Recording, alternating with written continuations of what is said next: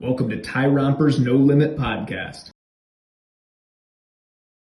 Ladies and gentlemen, boys and girls, welcome to Tyrompers No Limit Podcast. This is episode number 103, and I got a delight for you guys today. This is one of my favorite humans on planet Earth. I love this guy Oh, so wow. much. We connected on X a while ago. We differ on some things. We find common ground on some things. It always makes for great conversation. This is Brent. He's host of the Aiming Up podcast. I love this guy for many reasons. He's lost over 50 pounds the last couple years. He describes himself as a freedom maximalist. And again, we won't see eye to eye on everything, but man, we always have a mutual and great respect for each other and a great discussion. So, welcome to the pod, brother. Thanks for coming on, man. Yeah, dude, thanks for having me on. For those, I know we talked about it in my show when we joined me on my show, but you were the first guest that I had scheduled to be on Aiming Up podcast, man. And I've been trying to, like, you were literally the first person when I thought of, like, I would love to have on the show. So every time we get to talk, it's absolutely brilliant. You're somebody I look up to immensely, ton of respect. And so, yeah, really glad to have the chat. Ah, man, well, that's likewise and very mutual, man. And I think, you and I, the one thing we've been talking about, we can just start here because we've been talking about it online a little bit, and that's there's so much, we can just call it what it is, man. Sadness, evil, Mm. lots of terrible things, man. I mean, there's really not a corner of the world that you can look in right now. I mean, my heart breaks literally for equally for again any corner you want to look in, man. Ukraine and Russia, Gaza, all the places, the Epstein files. Like we could talk about a million negative things a day and be super sad. And me and you have talked about how do you not just turn a blind eye to that? Because that doesn't do. If everybody did that, that'd be a big problem. But then you still want to remain positive, joyful, hopeful, and preach that. So let's just start there. How have you been going with that, man? I've been having a hard time, man. And I know I've reached out to you privately, and I've reached out to Zuby and some other folks that I view as like the pinnacle of positivity, and I don't even know if that's really my lane of to be that level of positive. I've been more of a truth seeker, right? Like I'm more concerned with what's right and wrong, what's true and good and virtuous in the world, and sort of supporting those things. And it's a difficult balance I've had, and I've really that's why I've been reaching out to you. Is like, how do you support the good in the world, because really support of virtue is a rejection of evil, right? Like that you have to be against something if you're going to be for something. I think that's the balance I've been trying to strike, and honestly it hasn't been easy for me. I think I've disclosed to you, and I've disclosed many times on my show, that I'm a victim of childhood sexual abuse, and so the Epstein thing caused me to go from a state where I felt like I was more like you, where I was just completely like I was zen, like I didn't like to argue with people, and it just lit a fire in me to the point where I'm like, guys, this is a deep, deep evil, and it's not necessarily the fact that it exists in the world. We knew for years what Epstein was about.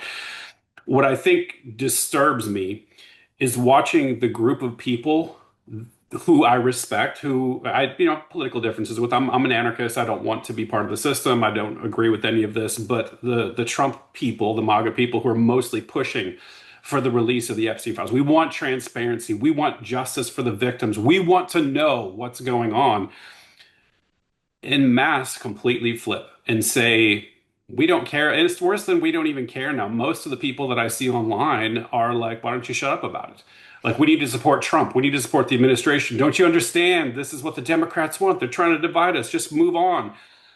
I'm not moving on, man. Like, I can't do it. And so I've felt a need to push back against these people and say, this isn't right. This is absolutely evil what we're doing here, and pretending that the sitting president isn't likely a pedophile. I mean, all the evidence seems to be pointing in that direction. I know it's a very inflammatory thing to say, but I don't say it lightly. Like, if you look at all the evidence that's out there, it's pretty clear he's involved deeply in that world, and with Jeffrey Epstein. And to see people, because of their preferred politician, move away from the truth and move away from and cover up, like they're actively participating. I view these voices online as active participation in evil. It's no longer just a political thing or arguing on the internet, and it's caused me to feel a great deal of emotion, like deep, deep hurt, remembrance of what I went through, and to empathize with those victims, and because it's way worse for them than what I went through even. And just to see the whole world attack these people, it's just been ghastly for me. And that's even before we get to the Charlie Kirk situation and these other broader topics. But it's disturbed my peace, honestly, and which is why I reach out to people. I'm like, how do you manage this? Yeah, I think number one, man, for like, thank you for your courage and even bringing up your past and that. And I think if we can't agree on basic levels of decency as human beings, of look, I might have voted for this guy, but I'm still gonna call out when it's wrong and it's evil. And look, man, if you campaign saying I'm gonna release it day one, and now I don't know, 200 days later, it's like, oh, it's just a hoax. It's not a. Well, we need to ask, like, why did you flip on that? Is it you? Is it your big donors? Is it like people should know? And if there is truly this, I mean, this is evil beyond what we can comprehend. This is selling Hmm. children and using children and abusing and killing children for political power and I mean, I get chill. I can't think of a more Yeah. demonic evil. And to me, I think that's why it hurts so bad too. It's like if we can't just agree on this, how far apart am I with people that I thought maybe, okay, at least we agree on some things, you know? And I think I've been told to shut up about it too, of course, because it's not, that's our side. And I'm like, I don't really have a side, man. Like to be honest, I did vote that way, but it was just lesser of two evils. It's always lesser of two evils, I feel like, man. And I don't support everything that guy does. I also don't think he's Hitler, but I also don't think that like we should just not talk about anything bad that he does. I think the other side did that a little bit too when Joe Biden sharp as attack. And it's like, dude, we have Yeah. eyes, right? Like we can see that's not true. And in the same sense, like we have eyes here. We can see that something's not right with this. And doesn't sit right with me, and that's why I've been vocal about it too and calling people out. Bro, I know personally, people that have screenshotted me DMs and said, I've been offered thousands of dollars to not talk about this as an influencer on X and if Whoa. and it's like if that stuff is going on, then it begs bigger questions, right? Of this. And so with that kind of evil, man, it is kind of how do you reconcile that? Well, how do you, and I wish I had all the answers for that. I don't think the right thing is just to completely like I always kind of joke I don't walk out to my garden that's full of weeds and just say there's no weeds, there's no weeds, there's no weeds. Like I'm Yeah. positive there's no Yeah. weeds. Like I think you have to be real and maybe say, well, there are weeds. Can I pull them? Can I do things about it to make this more beautiful? And so I see you as sort of a guy that fights for that. But what does that look like for you when you are? Because sometimes to me it seems like I'm shouting in a void, I'm making myself angry and nothing happens. And that's where the frustration comes, you know? Yeah, totally. And I'm not even like I don't expect that the words that I say on Twitter primarily are going to, and also the podcast as well, are going to necessarily change people's minds. For me, it is like I'm putting my foot down and this is my protest. Like this is, and also there's a component of tracking reality that I think is important. It's a good exercise, a mental exercise, because the world that we live in, right? Like the Charlie Kirk case is a perfect example. Crazy. We trying to understand what the truth of that situation is right now is almost impossible. We have an FBI, by the way, Kash Patel just a couple hours ago was on Capitol Hill being grilled, and he swore under oath that Epstein trafficked children to nobody. Then Head why of the why F is why is the one lady in jail? If there Oh was, yeah, yeah, like and that doesn't make sense. Like it's the whole beyond that, and there's tons of victims, right? These people right. that were actually trafficked. There was thousands of victims. There was over $1 billion trafficked for human trafficking that was funneling through just one of his JP Morgan accounts, right? So we're talking $1 billion of selling children to powerful people for sex. So we know that, and because the U.S. Virgin Islands brought a lawsuit along with a separate suit by the victims. There was a class action lawsuit by Epstein's victims, and they all testified to this, and over $500 million. Think about this. $500 million was paid out by JP Morgan for their role. There was a guy named Jess Staley, who was one of the chief executives at JP Morgan, who was an Epstein client, who they have emails, and this is how crazy it gets, from Jess Staley's JP Morgan corporate email account between him and Epstein is saying, who do you want, Snow White or Beauty and the Beast? They given these girls Oh, dude. Disney princess Wow, man. nicknames. Yeah, it makes me This like gut like it feels like you get punched when you hear something like that, you know? it does the level of depravity here. And so just to pivot back to my point though, is like the person now who leads the FBI, who made his millions of dollars influencing around the Epstein thing, comes on board, instantly flips. And I mean, he's probably threatened with his life, right? You look at if you Yeah. saw the press conference, it was him and Dan Bongino on that Fox News Oh, show. dude, You they look look like at they're being held hostage. hostage Like tape. literally Yeah. neither of them were breathing, you know? Like Yeah, that was And, creepy. and and so my point is like the reason I sometimes it's almost like live streaming is like I'm putting my thoughts on the record so I can look back and say, did I actually accurately track reality? Whenever we find out some piece of information, like was I able to track it, accurately? Because it feels like we're in a post-truth world, and it seems like it's intentionally that way. If you look at like the Kirk case, like there's like it seems like there's misdirection at every turn. There's all of this crazy stuff that doesn't make any sense. And we're Mhm. left here trying to figure out what's going on, and we're just sort of twisting in the wind. And so, I mean, that's part of why I do it too. It's not necessarily like I don't care if people, I mean, maybe it'll change your mind. Like if you could, for example, if you can accurately predict what's going on, and we get to some resolution in the case, you might get some, I don't know, some cachet around your ability to sort of see through the fog or whatever. And also, I'm just trying to piece together what's going on for my own sanity, Yeah. because it's so crazy to me. It's so evil, that it just overwhelms me sometimes. And so I want to participate in the process. And also, I think it helps when there's voices on the record, and because we all have a piece. We're all seeing it in a little bit different way. And people that are good faith actors in this space, and there are plenty, who are tracking this thing or making sure that the we're not dropping the issue and we're trying to piece together the puzzle as best we can. Those are people that I think need to talk to each other online. And sometimes it's not the most positive conversation. Sometimes you're just really pissed off because the stuff is so egregious and so revolting and so deeply evil that you just have to say something. There's not a positive way to say it, I don't think. And in my view, I'm kind of like, maybe there's time when you just the positivity isn't the what's called for. Like you just have to have truth telling. You have to have blunt conversations. You have to be direct and forceful with people, and hopefully you can change some people's mind. Because like, dear God, like I'm an atheist, man, but like I've told you offline, like I wish I was a Christian because then I could at least believe in ultimate justice and that like whatever happens, it'll get accounted for in the final analysis. Because if you don't have that view, which I don't share, it's dark. It's very, very dark, and I definitely see the value in people that are Christians right now because the alternative is just tragic, man. It really it seems like the evil wins. If you have enough money and power and influence, which is why they kind of do what they do, it wins on this world. And a couple things, man. One, I think you made a great point about how there's so much misdirection and misinformation. And I'll be honest, man, this has just been a hard week for so many reasons. Like the Epstein thing still weighs on me a lot. I'll be honest. I haven't stopped talking about it. I don't plan on stop talking about it. Like people need to bring the just I need to have a weekly reminder to put a tweet out about it because people need to just not like move on from a global sex ring for kids. You know, like if people just it's just like I guess that was last year's news. Like no, man, like something needs to be done of that. But then there's the horrific video of the woman, and like I never And want to you're see talking things. about the Charlotte Yeah, incident? yeah, and like I never want to see things like that. Like I try so hard to not see things like that. Maybe you got to read a story about it, but it's a little different when you see it. And then I Boy, was browsing on X, like literally engaging as the Charlie Kirk thing. So, and I wish anything I could unsee that video, and I never can.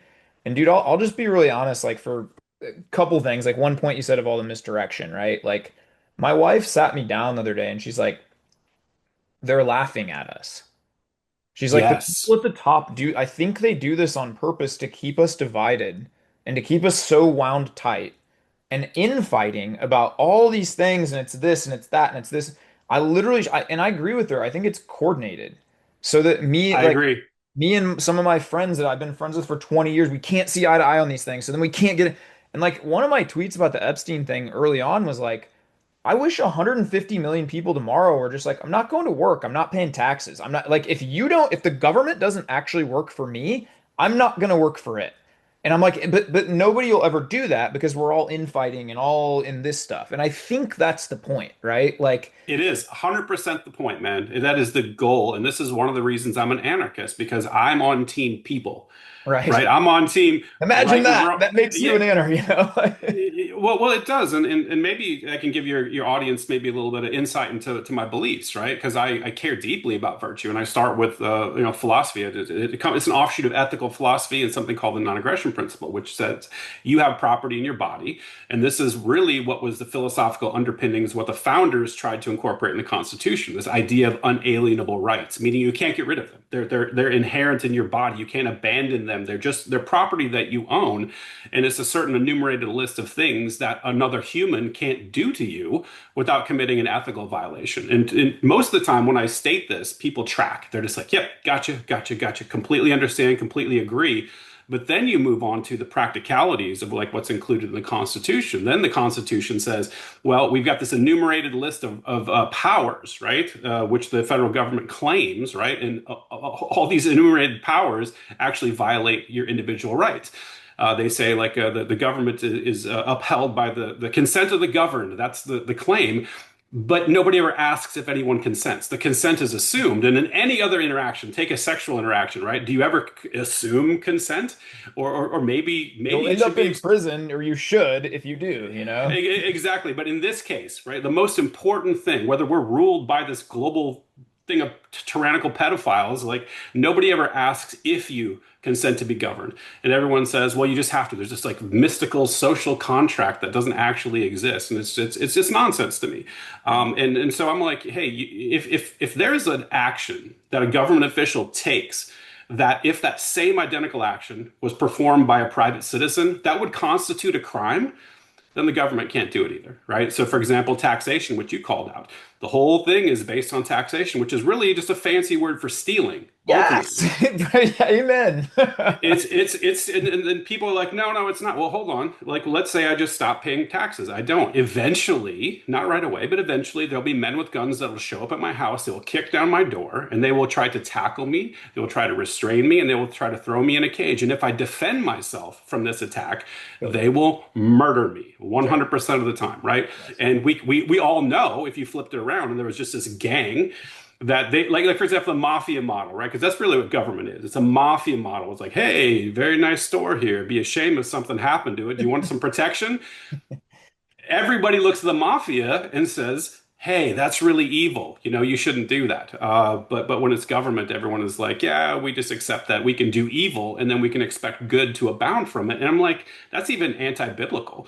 I think Paul even says, like, should we do evil so that good may abound? It's like that's antithetical to the whole thing. And it's why I always bristle when I hear people say, I voted for the lesser of two evils. And it's like, number one, how could you possibly know? Number two, do you really think that's the case?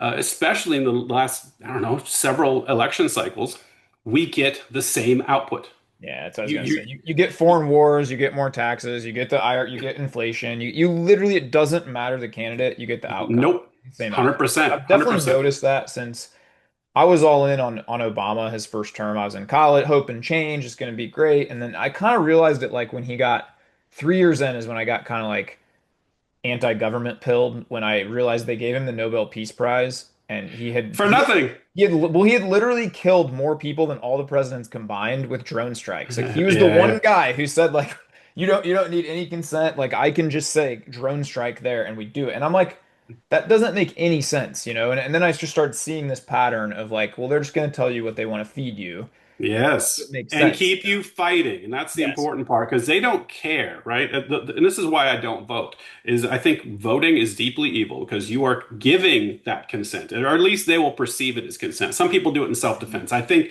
choice A might be a little bit less for me than choice B, so I'm going to try to vote in my self-interest. But ultimately, these people don't care who you vote for. These people that are controlling, because I really do believe there's a group of people that are controlling the government. These very, very powerful moneyed interests. You obviously have Israel, which people don't like to talk about, but they are deeply involved in the Epstein situation. And the rumor is that they're deeply involved in the Charlie Kirk situation, right? They're pulling a lot of the strings that are controlling our politicians. You look at somebody like Thomas Massey. He called out that like literally everybody but him in Congress has an AIPAC person. So somebody from the American Israeli Political Action Committee that is dictating and pushing and steering things in favor of Israel. And I think it's so deeply evil, man, that I just, in good conscience, there's no way that I can contribute to this. And I feel like if I don't speak up against it, I'm sort of committing a moral transgression. There's this moral obligation I feel that each of us has to speak the truth as we see fit and to fight for virtue. If you don't do these things, you're falling down in your obligation as a human being.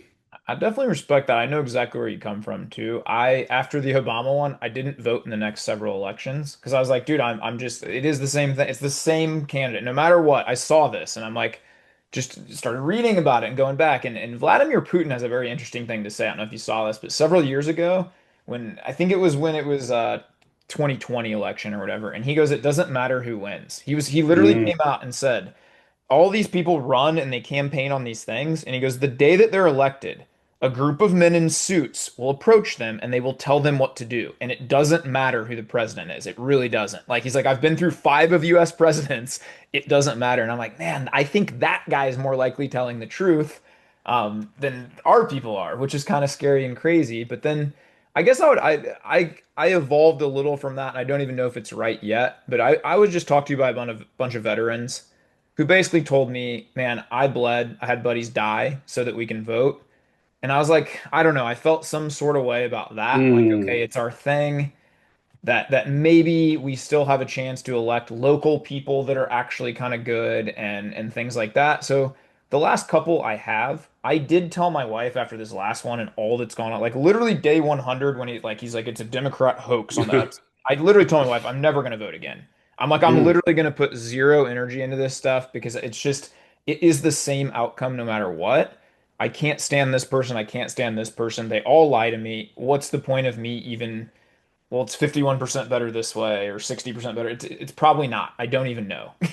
So I don't know what I'll do in the future, but I definitely align with you on that.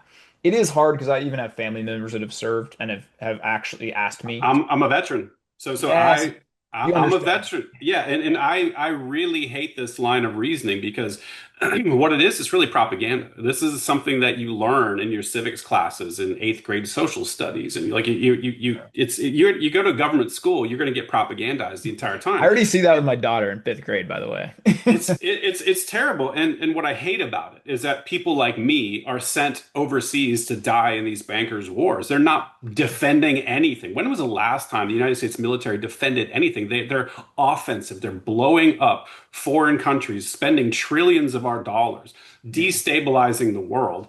And I get it because as a veteran, you or as an active service member, you have to be like, I'm doing this for a reason. And you have to have that sort of propagandized ideal that's been beaten into all of our heads. And it's also reinforced socially by virtue of what do you see when you see about, oh, thank you for your service, right? My kids actually troll me every time it's like Veterans Day or Memorial Day. They'll say that to me because they know it bothers me.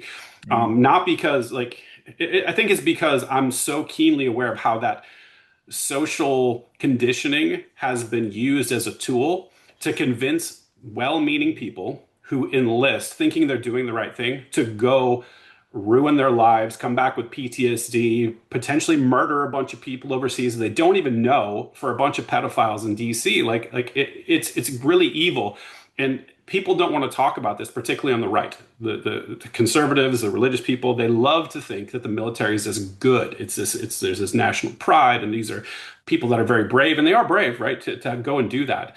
But ultimately, what you're thinking about here, like I said, stripping away all the BS and going to brass tacks philosophically, is like these people are going to murder people that they don't know. Like they're going to another country to bomb and to shoot people, and it's not defensive. The only valid moral use of force is defensive in nature. It's to defend your home. Like if you go next to your next door neighbor's house and shoot him, guess what? You've committed murder. But if you put on a uniform and you fly halfway around the world and do it, you're a hero. You get a medal. You get a pats on the back when you get home. And I think that's gross. I think it's manipulative, and I think it ruins people's lives. It makes the country weaker. It makes the country poorer. But nobody wants to talk about it. We want to. It's almost like you get ostracized socially if you say these things publicly, even if you're a veteran. I get hate all the time. I've Yeah. got some TikTok clips discussing my time in the service and how I view this, and it's you just get put on blast, and I hate to see it because I feel like um, this this type of social acceptance and sort of approval of this just causes more evil to be done in the world.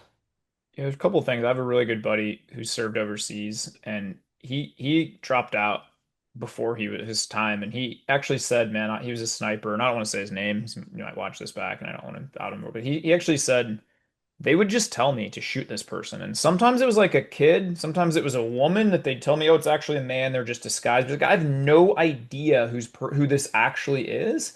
I just have to kind of trust the intel, and then at the end of the day, I have to go home knowing that like I ended this kid's life, right? And I can't imagine that. And I do agree with so much what you're saying here, man. I agree that they are. I do want to give a reverence and a, like I think there's a difference between saying like World War II, right? Dude, we didn't have like either the whole, and maybe, maybe there's even more pills on this I don't know of, but like, man, there's certain things that like we all have to stand up to, and it's time to go fight. I think if we all can look back now and say Iraq was definitely not one of those times, Afghanistan was not necessarily one of those times. I mean, they lied to us about how to get in. Even when the Iran stuff started, man, they started saying all these weapons. It was like the same propaganda. You kind of see it again. And Yeah. I think back to like, dude, there was one time where I was having dinner with Zuby. And it was something about like one of our naval bases got attacked in Seagal. And Zuby's like, why does the US need a base in Seagal? And then I looked it up and it's like we have 200 and I'll probably quote this wrong, but like 282 military bases worldwide. And the next highest country has two. That's China. Yeah. Yeah. Like, and then it's like when you look at it from that lens, you're like, okay, if we just had a really strong military, that'd be a great thing. But we should be defensive. And we should basically like we should be stopping crime with it, and we should be closing our borders with it so that people can't bring drugs and things like that. We shouldn't be going out and drone striking people just because we don't like what's going on halfway around the world. And there's a lot of atrocities that can go on all over the world, but where do you draw the line? Like I don't know. I think like if you're trying to be, if I'm trying to walk out my neighborhood and just find every kid who's picking on every kid to kill them and hit them and beat them, like that doesn't make me moral. That doesn't make me good. That kind of just makes me a jerk a little bit. And I think that's sort of the unpeeling I've had lately is like the last couple years of just being like, why do we need 280 military bases? Why do we have to spend $14 trillion on wars in my lifetime? That we're worse off. Like Iraq, like Afghanistan, they're worse off than before when we went in. And so it's really hard to convince me at this point that any of those are meaningful. And then you think about the brave guys, men and women who have died. They've literally left their blood. Like there's kids growing up without parents because of that war over Hmm. there. And when you start to think of it from that lens, and then I think of like, man, the US, like, bro, we probably don't need to pay taxes if we just don't go in these wars. Or like very small amounts because $14 trillion is a lot of dollars. And if you just decide, no, we're just going to be defensive, and it's good to have a strong military in case anything happens, but we have these great oceans that protect us anyway. And so if we have a strong military, that's probably what we need. But we continue to go out and meddle in the world's problems, and that's become a really hard thing for me too, man. Because again, I do when I see a soldier in uniform, bro, I don't say this a lot, but I like buy their meal. I'm super thankful. I am, and I think probably most of them go into it like you with like, I'm doing really good. I'm protecting the country. But I think all of us that have lived through when they just weapons of mass destruction, Hmm. and then dude, they knew all along they didn't have any. It was just an All lie. yeah, it's just an excuse. Like he didn't like the fact that he made comments about his dad, so he's looking for a reason to go kill him. And then say like Afghanistan and Gaddafi's another one, man. When you really read about that, like Oh yeah. he was starting to speak out, and then they said chemical weapons, chemical. I grew up chemical weapons. There was never any chemical weapons. Like they just went in and assassinated this guy. And I don't know, man. That stuff's really hard to take, and I go back to almost where my wife settles on that is like you can't do anything about it. If I read about this stuff, it drives me absolutely insane, and it kills my peace, and I'm not as good of a dad, and I'm not as good in my Yeah. community. And I have to just sort of let some of this stuff go. As hard as that is, man, like let some of this stuff go, which is again one of the hardest things I think we can do as humans is to see evil, and I cannot do anything about it. I can talk about it, but I cannot affect any change in that? Yeah, well, I disagree. So I think you can, right? And I think it's a matter of scale and what your goals are. And this is where I think you have it nailed on the head, which is you can't directly change the government. I mean, if you get enough people together and they want to go do a 1776, I mean, that's a different story. But that's not ultimately, even if you took, because I'm like, I get asked this all the time being an anarchist, like if you had a button and you could just make the government go away tomorrow, would you push it? I'm like, hell no. That is insane. You don't want to do that. I want to convince people that respecting individual rights and having a voluntarily arranged society is preferable to a socialist top-down dictatorship, essentially. I'm making the argument. I hope more people adopt that. But ultimately, you have to make better people. Mm. And the way you make better people is like by doing what you do, by setting a great example. It's one of my favorite Ron Paul quotes is he talks about like, hey, one of the best ways to change people's minds is by setting a great example. And so doing that and showing how to be fit, showing how to be a moral person, to take care of your family and be a light in the world, like all those things are how you change yourself, obviously, because I know you, Ty, like you're a human like everyone else. Like you struggle with things, you have your demons, everybody does. Of course. Beating those back in public, pushing back, saying, "Hey, I can do it. You can do it. Come on, everybody, let's get better."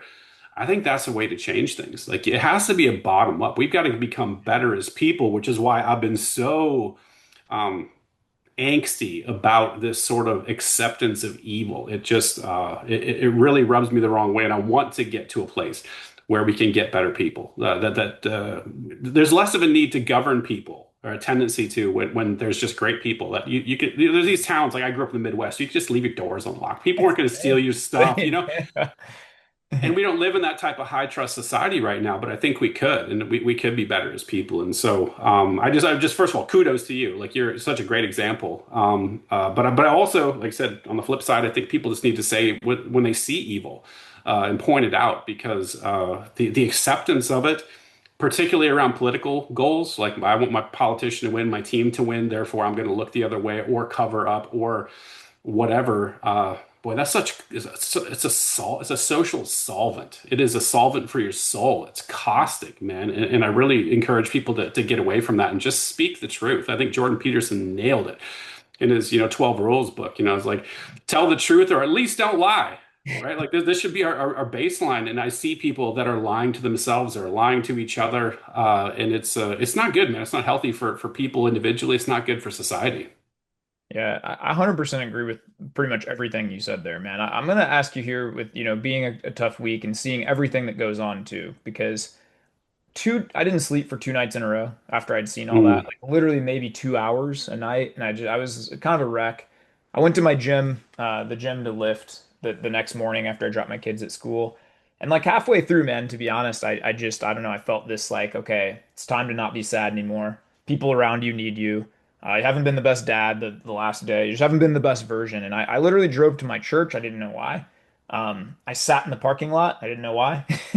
And then I just waited until I saw a couple people walking in. I just walked out and I just said, hey, I'm really hurting. I don't know you guys. Do you mind if we just pray and give each other a hug? And 10 minutes later, we were crying a little bit and just felt, I don't know, man, that praying together and that hope that there's something better. That really healed me in a way that I was able to, okay, I can sort of put all of this evil right here and go forward with my best version and my best mission. And I know this is here and I'm going to fight it the best way I know how by being a great person, all the things that you just said, right? But I guess when I ask you, like, this is two parts. I'll ask you. Number one, do you know Alex Feinberg? Oh yeah, I've had him on the show. Yeah, okay. I love Alex. And Alex said something to me on a podcast that I found super fascinating. And I don't know if Christians would agree with it, but I thought it was pretty brilliant. He says similar to you. He's like, look, man, he's like high IQ off the charts, and he's like, I don't know if I can get there faith-wise, but I actually see society without God and I see Mm. society with God. And he goes, and I actually see families with God and without God. And he goes, I just love the outcome better of God and church and something bigger than you. And so he goes, I'm trying to get there, but in the meantime, I'm going to read the Bible and I'm going to go to church and I'm going to do some of these things because I just see better outcomes in like a very logical, like not even a faith Mm. or religion, but just a very logical sense. Marriages are better, families stay together. You tend to have more money when families stay together. You tend to see the world a little more positive. You tend to do more good. Just all those things, right? And so I'd ask if you would ever fall there. And then when you said the statement of, I want to be a Christian. I'd love to know just what that rub is and what those barriers are, if you don't mind. Yeah, so I agree with Alex completely. Like I went through you probably know my whole arc. I was raised Catholic, became a Yeah. Protestant at some point, just whatever you call a standard evangelical type of Christian. Then I got deeply into philosophy and sort of decided like look, this doesn't make any sense to me. Like I think I believe some silly things where I was taking the Bible very literally.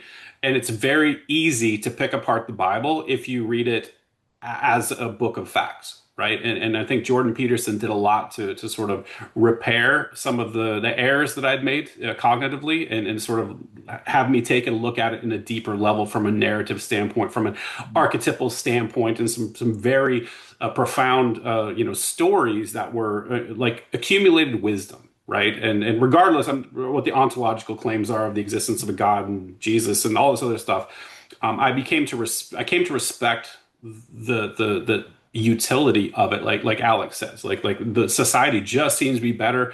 I've even had one of the most world famous atheists on the show, Lawrence Krauss, and he actually was on a panel and he argued in favor of everyone is religious. Right. And so there seems to be this like religious module that's baked into people. Yeah. I don't know what that means exactly, but it feels like it's there. And I see people that claim to not have a religion that sort of adopt a quasi religion. That's where Right. they, Yeah, then Dr. Fauci became their religion, and then yeah, the the church woke awoke. ideology. Yeah, Yeah. exactly, man. You see that often, right?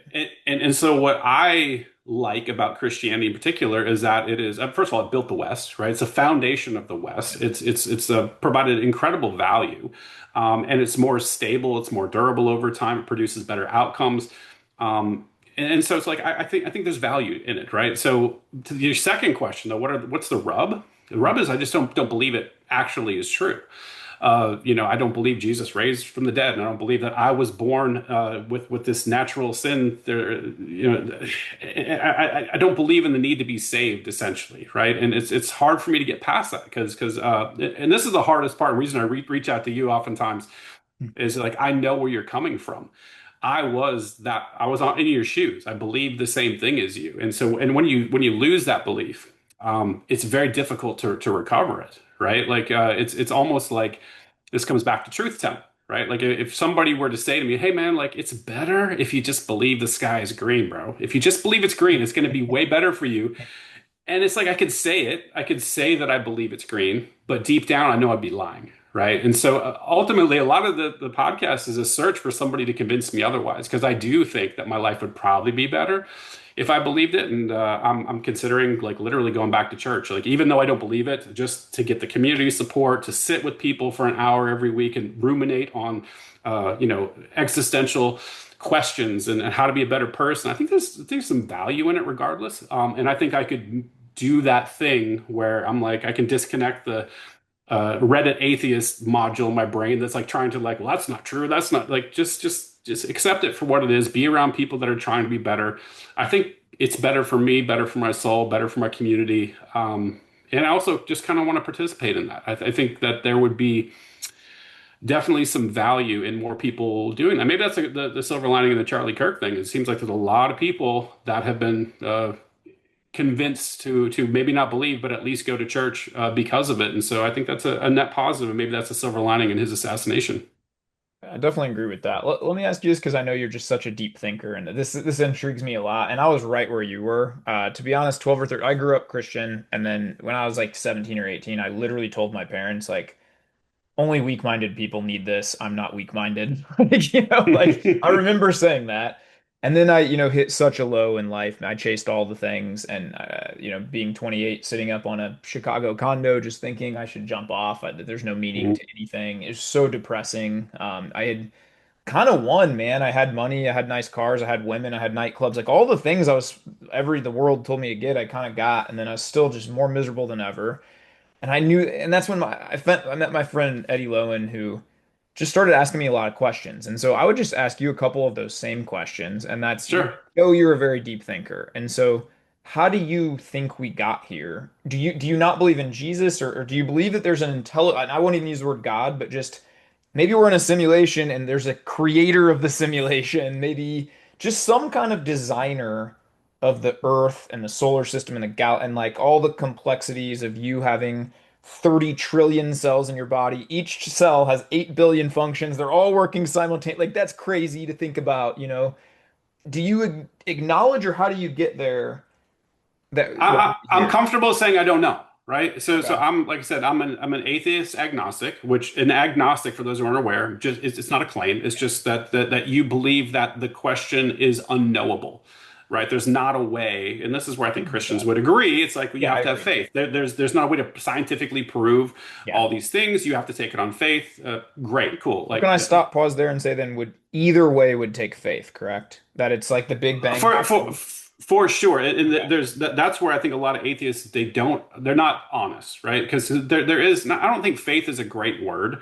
I think there are gaps in our belief for sure, Yeah. and you have to look at the totality of the evidence, and make a decision, right? Like, what Yeah. do you think is Right. more probable, right? Right. And that's where I land. It's like I'm not even saying what is more probable because you're asking questions that are so deep, especially when you go back to because I've had physicists on the show and we talked about how we can know certain things about the universe, but you get to a certain point, you go back, you lose the ability to know.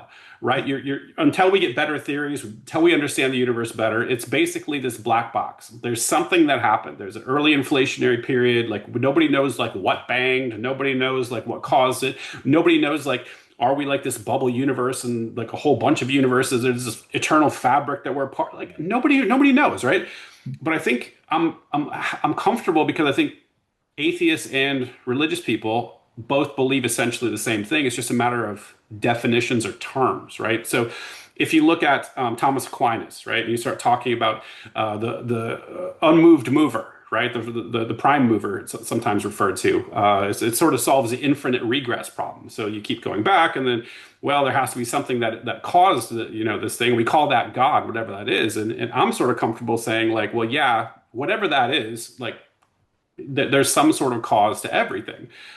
I'm comfortable not knowing what it is, and I think my analysis overall, looking at human beings and all the different religions that have popped up, trying to answer the same question, it's like it looks to me like a clumsy attempt at understanding, right? Like this is our best attempt, and I think that's what the religious texts sort of do. They encapsulate our best attempts, and you even see this, and this is why I think Christianity is subject to a lot of easy, low-hanging fruit attacks. If you look at super literally, is like, yeah, these people that wrote the book didn't have the first clue about science. Science didn't even exist. Scientific method wasn't a thing, and they're trying their best to explain these things. But that's not to say that to throw out the baby with the bathwater, that there's no utility, there's no collected wisdom. Like that's silly. Like we've got massive amounts of collected wisdom that are contained in the scriptures, and I think it's probably a good idea to try to follow them. But to get to the point of like, is it actually true? Did Jesus actually rise from the dead? I'm like, I don't think so. Like, I've never seen a person raised from the dead before. That doesn't seem to be possible. And there's no way to know. Like, you can't really just go back and, there's no tape of the event. You have no, I mean, and there's very limited history. There's That like that'd be Joseph. that'd be rad if there was just like a tape, like Yeah, and I wish. I'm an empiricist. I would love to see the tape because then I'd be like, okay, cool, we can have that discussion. so But, oh, good. I was just gonna say, just to go off of what you're saying, and some Christians will hate to hear this, man, but one of my favorite preachers, a guy named Craig Groeschel, and he actually came out several years ago. He leads a mega church he's built, preached for, and he said he had a conscience of faith. He was, is it all real, man? And he actually said he had to take a couple months and meet with some mentors and do some of these things. And dude, I haven't really said this public, but it was maybe a year ago. I had the similar with my wife. Mm. If you go back and look at a lot of my tweets for several months, I didn't talk about faith much. I was exploring, and just asking a lot of questions still. And is it real? And how do we know? And is the Bible literal, or maybe there's some stories that are just good stories that they're supposed to resonate you? And I'm still not sure. And bro, just today, I dropped off my kids, and I don't think any things are coincidences anymore, but I literally dropped off my kids, and I'm this morning. It's one of the best mornings I've ever had. Like, to be honest, my daughter started archery lessons, and Nice. kids are singing "Jesus Loves Me" as me. We're all eating 5 eggs. Like, I had a great run, and just my wife and I are clicking so well, and everything's just great. And I drop my boys off, and I get in the car, and I just start to pray. And do you know how I started my prayer? It was God, I don't even know who you are or how to define Mm. you, or I don't, but I just want to say thank you. Thank you for this life. Thank you for breath. Thank you for consciousness. Thank you for this gift. And I just want to say thank you. And like that was kind of my prayer today. And bro, I don't understand. I'm not a theologian. I really I don't. And I would urge you when you start to say some of the things on like I don't think you need to know. I really don't. And I would urge you to just like this is how it was presented to me. Just study the life of Jesus and then start asking yourself some of these questions about likelihood.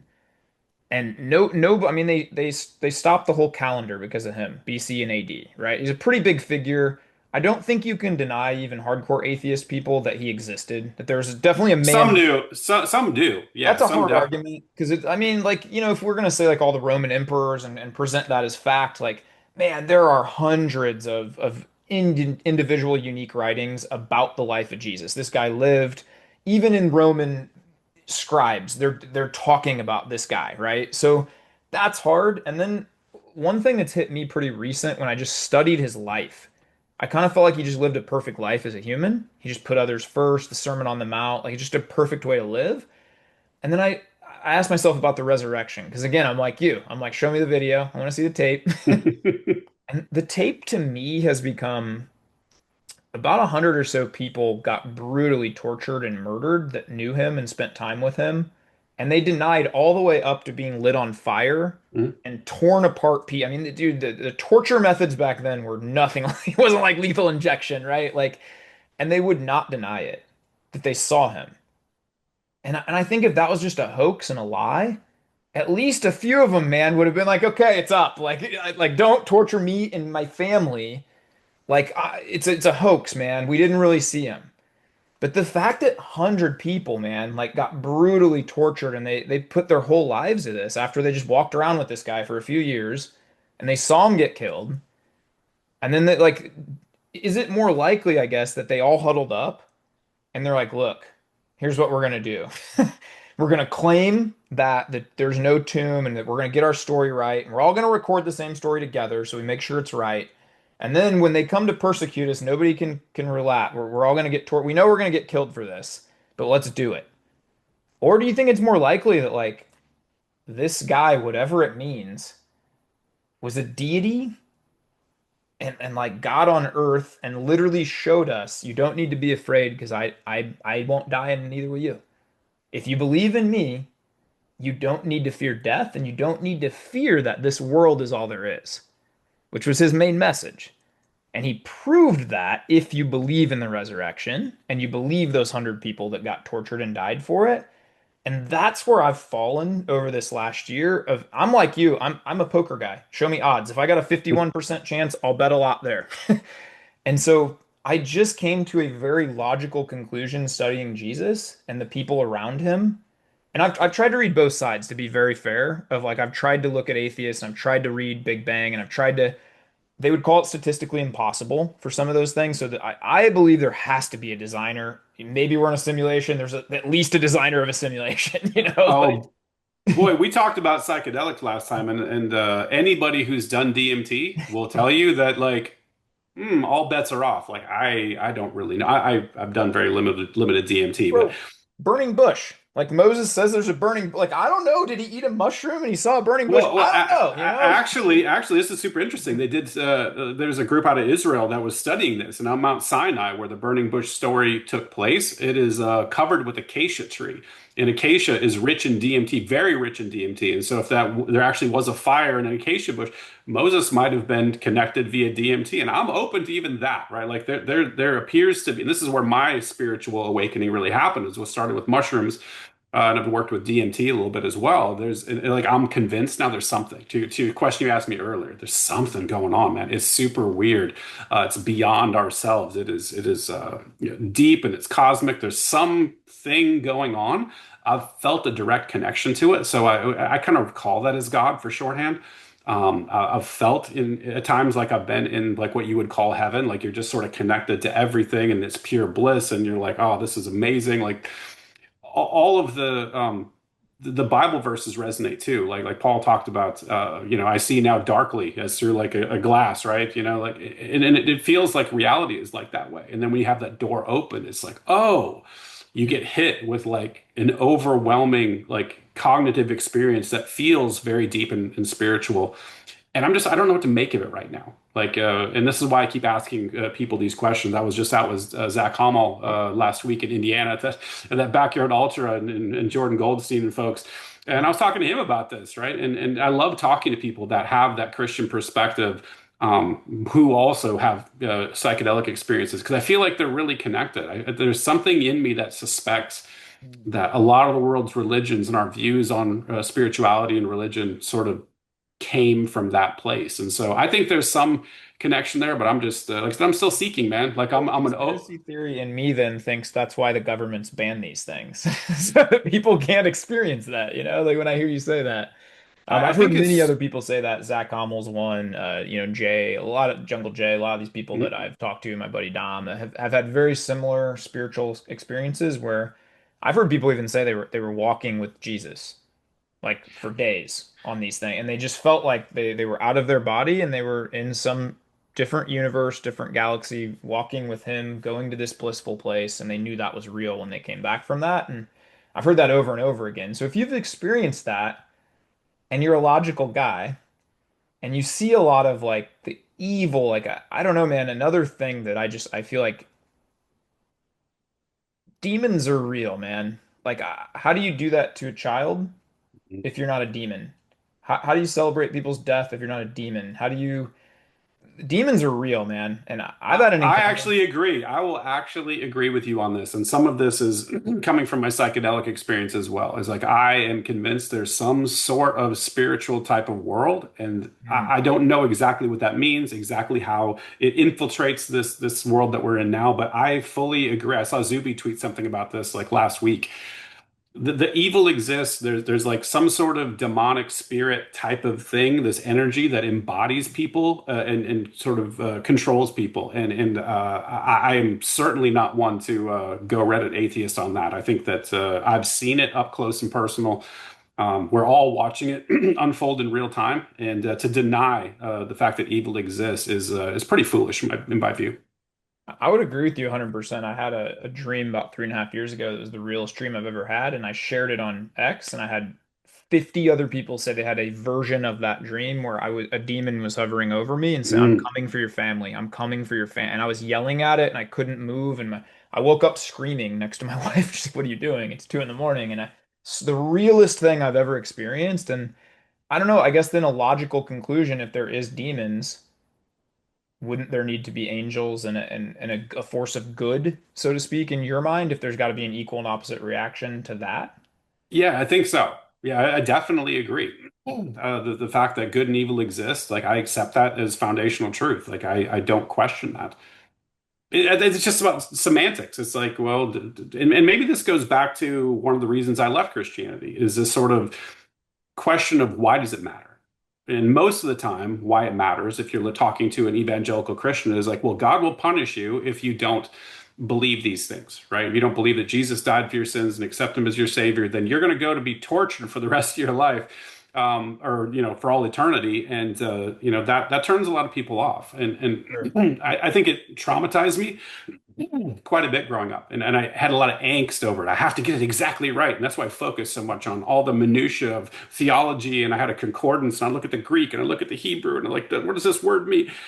And it caused a lot of anxiety. And I think letting go and being in a state where like I'm fine not knowing, and then exploring openly and curiously, find it's in a better place. And maybe I'll end up in the same spot again. Like I said, I wish if I could just make myself believe, I would do it in a heartbeat. And it's one of the things that I have a lot of angst about talking publicly now, because I don't want my inquiry, especially because I'm on the internet now and publicly talking about these things, to sort of ruin somebody else's faith. I don't want to argue with people. I'm never in that mode of talking somebody out of Yeah, their I don't feel religious like you ever do beliefs. that.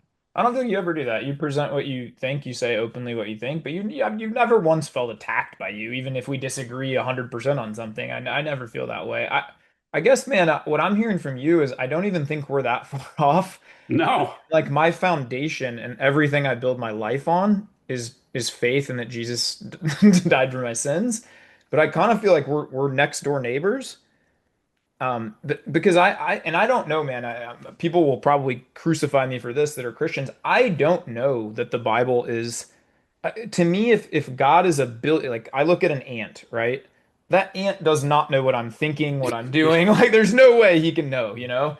And so if God is even infinitely more to me than an ant, maybe he put scriptures in there because there's been times in my life where I'm so low and like the story of Joseph just like hits me, man. I think of him and I channel that. And maybe that's the point of it. Maybe that actually didn't happen as a fact, but maybe it's just supposed to resonate with people and hit people in a certain way. And maybe things that were said needed to, throughout history, like the Bible to me is the living word because I read it and sometimes it means different things to me. And I feel like sometimes God will say a different thing, even with the same verse. And so I've just kind of fallen on this, like my prayer. I don't know. I don't understand. It doesn't make sense at all. Again, like why would God like when I was in that season of doubt, I text my preacher like all the time these questions. Like, if God is perfect, why do you even create the devil? Like, why wouldn't you just create a perfect world? Like that doesn't make any sense, you know? Like that just if he could see it happening and he knew all the suffering would happen, then he would must have wanted it to happen. That doesn't make any sense. There's these questions that I feel like I'm never gonna know. But I Hmm. also feel like it's sort of a game theory, and you're very, very smart. And if you're next door neighbors and really the only hang up is I want to know 100%, well, I don't think you can know 100% either way.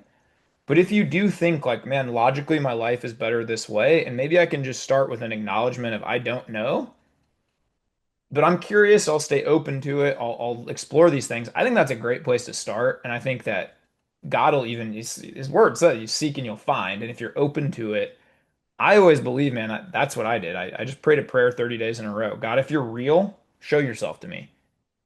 And he did. Like 3 weeks into that prayer. And so, I would just keep challenging you to do that because you're so smart. And I think if you actually sat down pen to paper and you actually wrote what was more likely, like that Jesus never existed, Jesus existed. Okay, I can get to this point. It's way more likely that he existed. Jesus rose from the dead, or at least he was who he said he was in some way. Because to me, he's either a lunatic and like the greatest con artist of all time, and it's crazy how good that guy was because he affected history forever. Or he has to be who he says he was. There's only two outcomes of that, right? And so which one is more likely? And you just kind of move ahead with that. And then for me, man, again, my prayers are, it's not like, oh God, I've got everything figured out and I know everything. Thank you. It's more like just an acknowledgement of faith. Like I'm never going to know. And I'm there, right? And for me, it's not, you said, oh, 100%. Like, I'm not saying I need to get to 100%. Like, I'm trying to get over to 51%. Because that's where my belief is. Like I look at the totality of the evidence. I've thought about it deeply, and I'm like, okay, what's more likely? And there's two major questions. Like, does a theistic God exist? And then if so, which one? Right? Like these are the two things that people fight about. Normally, it's number two that everyone fights about. They want to talk about which God theirs is, and that's one of those problems that people on my side struggle with. Is like, okay, even if you accept that like a God exists, cool. Like, well, which one? Or none of them? Are none of the claims right? Like, is every religion wrong to some degree? And if I'm looking at that probabilistic ratio, I'm like, especially with, like you mentioned, the ant analogy, something as massive as what a God would be, there's chances that, I mean, not a chance, probably 100% chance that our human brain can't even begin to conceptualize it. So every model that we construct to try to describe it's going to be wrong. Yeah. And so that's one of the things that's tough for me. It's like, well, it's probably all wrong to a certain degree, and which is why I've been focusing, I guess, on direct interaction. Yeah. Right. So I have actually, I haven't told anybody this before, but I actually begun to start praying. I watch Andrew Huberman talk about this as well. He was in that same boat where he started a prayer practice, and I think there's value to it. And so I'm okay with just being like, okay, cool. If I'm just talking to nothing, great. If it's not, and it's something, I'm actually communicating with something amazing. And I've seen some things pop up that are super weird, that are hard to explain. But I also understand that the easiest person to fool is yourself. And when you're starting to look for things, you start to see things. Like if you buy a red Jeep, well, guess what? You start seeing red Oh. Jeeps everywhere.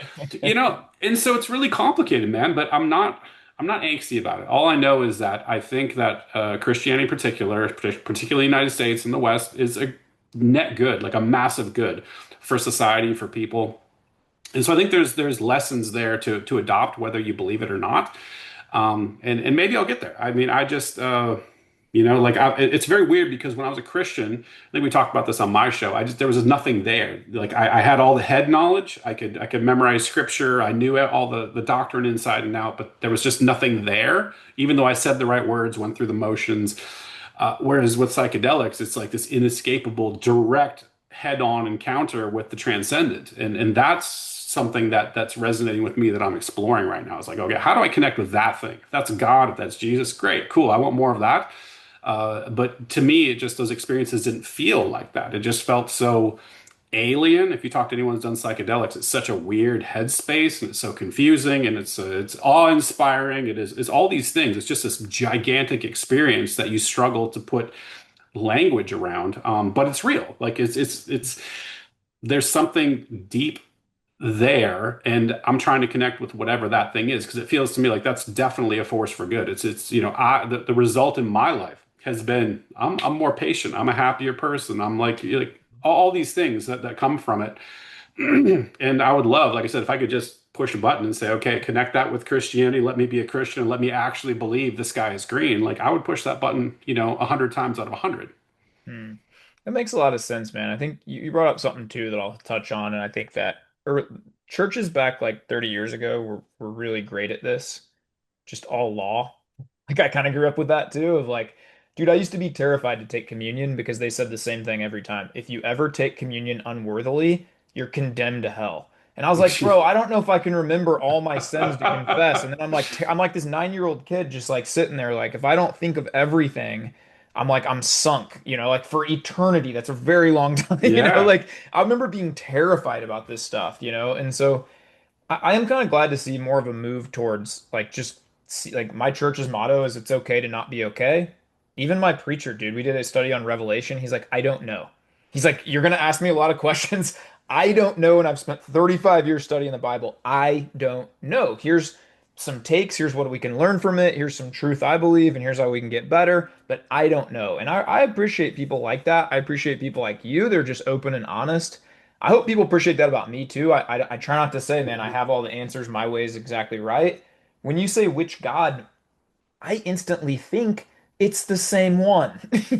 Like That's I what I think instantly too. think like, man, it's like we're all just using a different term, but it's the same God. And the one thing I think that separates Christianity is every other religion acknowledges Jesus, and they say he's a great man and he's a prophet. You won't find one of the big religions that doesn't.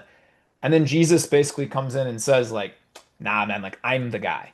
Like yes, these are all like things, but it's only through me. So just study me. That's all you need. You don't need anything else, right?" And so that logically made a little sense to me too. It all pointed back to him. I don't know if that resonates with you at all, but that's where I came. But again, me and you in an hour and 20 minutes, we ain't ever gonna solve all of it. But I think it's good to get these things out. And even people that might be struggling, like I know I talk to Christians all the time that feel guilty that they don't, this, and I'm like, man, like I've gone through it. My mom has told me she's gone through it. She's the most devout Christian I've ever met. Preachers have gone through it. Anybody who thinks you have all the answers, that's foolish to me to say I know 100% that my way is right and nobody else's is right. And if you don't believe everything I believe, that's just silly.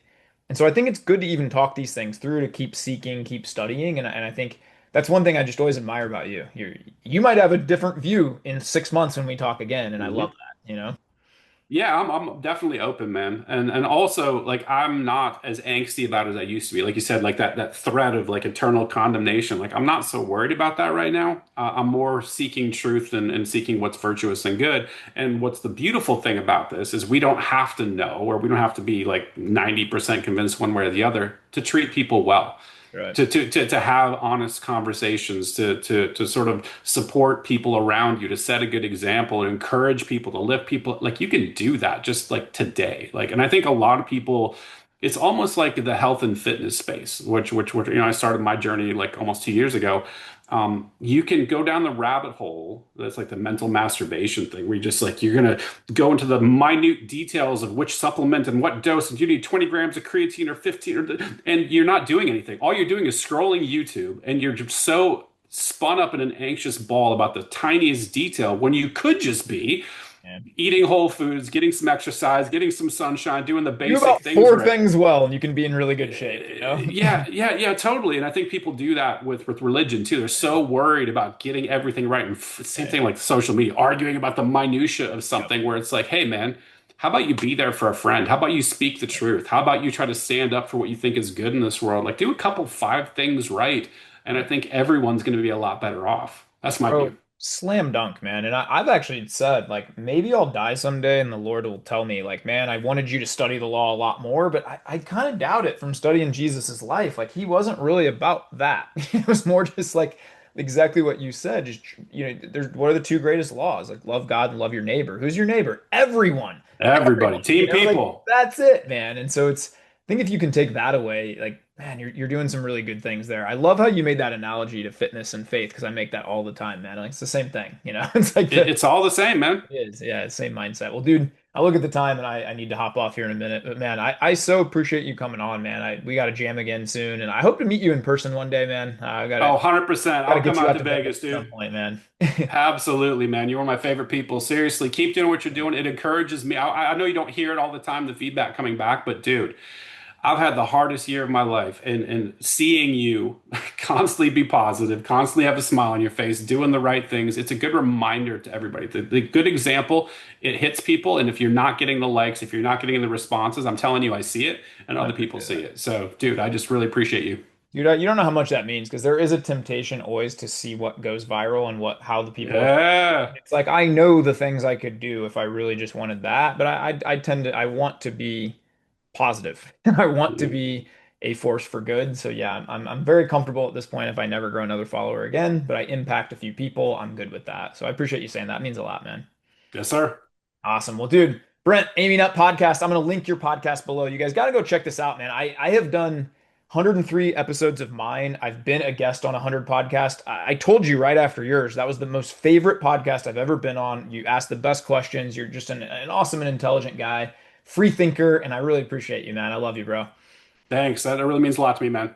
Awesome. Well, you guys go be kind to yourself, go be kind to others. Let's have the greatest day. Thanks for tuning in. This is Tyromper Podcast, episode 103. Go be great today, guys.